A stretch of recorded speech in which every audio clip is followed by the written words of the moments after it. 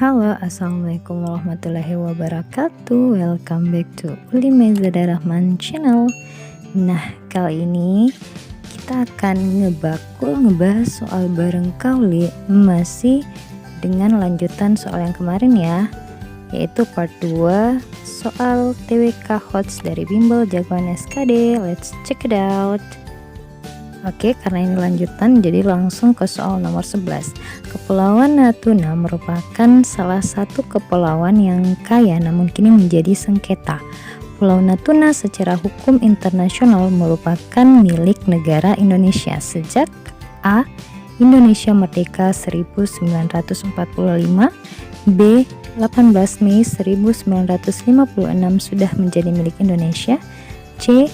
Zaman nenek moyang, D. Kabupaten Natuna dibentuk berdasarkan Undang-Undang Nomor 53 Tahun 1999, atau E. Diklaim oleh Malaysia dan Cina. Nah, jawaban yang tepat adalah B ya adik-adik. Sejak 18 Mei 1956, Kepulauan Natuna sudah resmi secara hukum internasional menjadi milik negara Indonesia. Oke, soal selanjutnya. Berbicara masalah reformasi birokrasi, maka tak lepas dari pembenahan secara menyeluruh dari aspek kualitas sumber daya manusia di instansi pemerintah, baik pemerintah pusat maupun pemerintah daerah. Karena sumber daya manusia adalah bagian yang paling penting dalam sebuah tata kelola pemerintahan.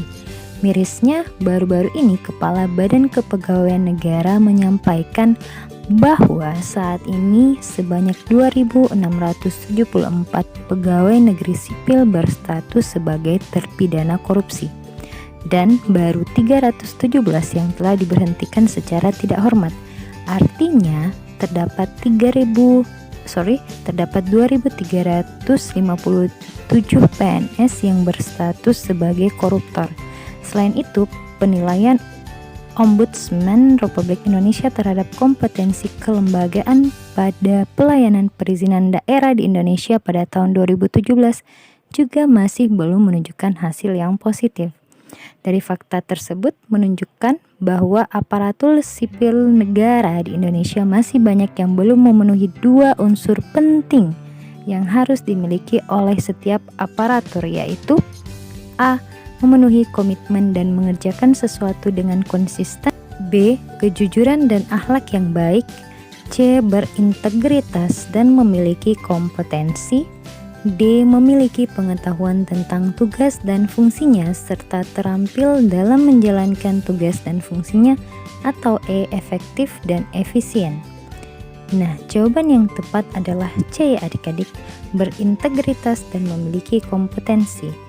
Integritas dapat diartikan sebagai mutu, sifat, atau keadaan yang menunjukkan satuan utuh sehingga memiliki potensi dan kemampuan yang memancarkan kewibawaan dan kejujuran. Nah, dalam Undang-Undang Nomor 5 Tahun 2014 tentang Aparatur Sipil Negara, pada pasal 23 disebutkan kewajiban ASN yang salah satunya adalah menunjukkan integritas dan keteladanan dalam sikap, perilaku, ucapan, dan tindakan kepada setiap orang, baik di dalam maupun di luar kedinasan. Maka integritas harus menjadi bagian yang tak terpisahkan dengan ASN. Kompetensi adalah karakteristik dan kemampuan kerja yang mencakup aspek pengetahuan, keterampilan, dan sikap sesuai tugas dan atau fungsi jabatan. Oke, jadi jawaban yang tepat adalah C ya. Oke, soal nomor 13. Klaim Cina memiliki wilayah di sekitar perairan Natuna kembali mencuat. Presiden Joko Widodo sampai langsung turun ke kawasan tersebut. Kawasan Natuna memiliki kekayaan alam seperti tambang, flora, fauna, dan lainnya. Natuna juga memiliki destinasi wisata yang mempesona, diantaranya kecuali A. Pulau Senua, B. Pulau Sedanau, C. Museum Sri Serendit, D. Pantai Ranai, atau E. Pantai Piawang. Nah, jawaban yang tepat karena yang ditanyakan adalah kecuali, yaitu kecuali D ya adik-adik, karena Pulau Natuna itu, perairan Natuna itu memiliki 4 ya, diantaranya destinasi wisata yaitu Pulau Senua, Pulau Sedanau, Museum Sri Serindit, dan Pantai Piawang. Oke, next. Upaya mendasar yang paling efektif di Indonesia untuk menangkal ideologi radikalisme global adalah dengan memperkuat ketahanan nasional dalam bidang ideologi antara lain sebagai berikut, kecuali A. Mengkaji pola pikir yang paling dalam dari ideologi radikalisme global tersebut dan membuktikan kekeliruan dan kelemahan dalil-dalil yang dianutnya, bukan saja dari aspek internal tetapi juga dari aspek eksternalnya.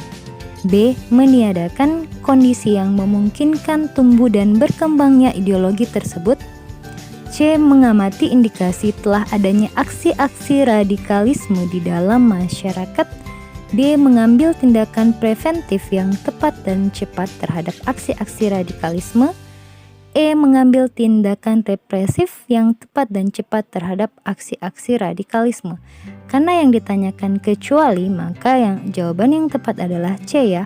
Mengamati indikasi telah adanya aksi-aksi radikalisme di dalam masyarakat bukan merupakan upaya untuk mencegah atau menangkal radikalisme ya adik-adik. Oke, soal nomor 15. Pancasila dan Undang-Undang Dasar 1945 merupakan satu kesatuan yang tidak dapat dipisahkan. Hal ini disebabkan karena A. Pancasila dan Undang-Undang Dasar 1945 ditetapkan secara bersamaan. B. Pancasila merupakan pedoman dalam penyusunan Undang-Undang Dasar 1945. C. Dalam pembukaan Undang-Undang Dasar 1945 memuat falsafah dasar negara yaitu Pancasila.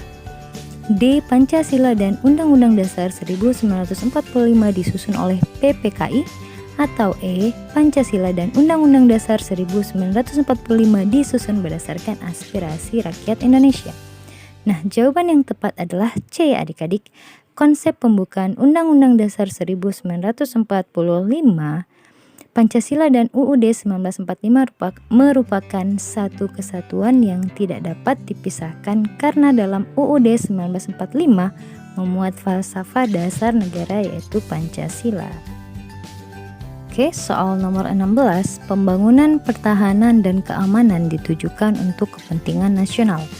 Upaya yang dapat dilakukan untuk membangun pertahanan dan keamanan adalah A. Membantu keamanan di negara yang berkonflik. B. Mempatroli rutin di wilayah darat, laut, dan udara. C. Membangun infrastruktur di negara yang mengalami bencana. D. Memberikan pelatihan kepada militer negara asing. Atau E. Menandatangani kontrak kerjasama dengan negara lain. Nah, di sini pembangunan pertahanan dan keamanan ditujukan untuk kepentingan nasional antara lain 1. Menegakkan kedaulatan negara. Yang kedua, menjaga keutuhan wilayah. Yang ketiga, menjaga keselamatan segenap bangsa dari ancaman militer dan non-militer. Yang keempat, meningkatkan rasa aman dan nyaman beraktivitas. Kemudian mencapai ketertiban dan tegaknya hukum dalam masyarakat serta menjaga kondusifnya keamanan sebagai jaminan iklim investasi. Jadi jawaban yang tepat adalah B ya adik-adik. Soal selanjutnya nih tentang KPK ya. Efektivitas penyelesaian tindak pidana korupsi oleh KPK dilakukan melalui A. Pendidikan anti korupsi sejak dini. B. Operasi tangkap tangan. C. Regulasi hukum dan lembaga anti korupsi. D. Survei lembaga negara. Atau E. Sosialisasi laten bahaya korupsi. Nah, jawaban yang tepat adalah B ya, operasi tangkap tangan. Karena secara hukum operasi tangkap tangan tidak dapat dibantah terkait dengan tindakan korupsi. Oke, next. Penulisan huruf kapital yang benar adalah A. Saya tidak tahu ayah pergi kemana. S-nya ya yang kapital. B. Kami sekeluarga selalu mengunjungi nenek saat hari Idul Fitri. C. Mereka akan berwisata ke Kawah Putih di Bandung. D. Gedung tempat seminar berlangsung di Jalan Ahmad Yani nomor 90. Atau E. Saya lahir di Medan. Nah, jawaban yang tepat adalah D, adik-adik. Penulisan huruf kapital yang benar dan tepat terdapat dalam kalimat gedung tempat seminar berlangsung di Jalan Ahmad Yani nomor 90. Oke, nomor 19. Penggunaan tanda baca yang benar terdapat pada kalimat korban banjir membutuhkan pakaian, makanan, dan obat-obatan, titik. B. Sita pergi ke pasar membeli, titik 2, sayuran, buah-buahan, dan beras, titik. C. Untuk membuat omelet kita memerlukan, telur, mentega, garam, lada, dan daun bawang, titik. Banyak sekali ya komanya. D. Makanan kesukaannya adalah, titik 2, soto, pecel, telur asin, dan martabak, titik. E. Saya sangat menyukai pelajaran, titik 2, biologi, titik, kimia, titik, dan fisika, titik. Nah, jawaban yang tepat adalah A ya adik-adik, karena untuk menulis perincian itu diikuti tanda koma dan di akhir hal yang dirinci dan ditulis tanpa tanda titik 2. Oke, soal terakhir di part 2 ini adik-adik. Semenjak dibentuk dan disahkan menjadi dasar negara, pelaksanaan Pancasila mengalami pasang surut. Salah satunya adalah pada masa demokrasi terpimpin. Nah, ada yang tahu demokrasi terpimpin itu kapan? Oke. Penyimpangan yang terjadi pada masa ini atau pada masa demokrasi terpimpin adalah A. Kehidupan politik dipusatkan pada presiden semata. B. Merebaknya kasus korupsi. C. Dibubarkannya konstituante. D. Penyerangan oleh partai komunis. Atau E. Fungsi lembaga perwakilan sangat lemah. Nah, jawaban yang tepat adalah A ya adik-adik, karena pada masa demokrasi terpimpin, yaitu pada saat Soekarno mengumumkan presiden seumur hidup, nilai-nilai Pancasila tidak dilaksanakan dengan benar karena ideologi yang dikembangkan adalah ideologi otoriter. Oke, telah tadi ngebakul kita di part 2 ini ya, yaitu part 2 dari soal TWK Tryout Bimbel Jagoan SKD. Nah, ditunggu ya part 3 dari soal tryout ini.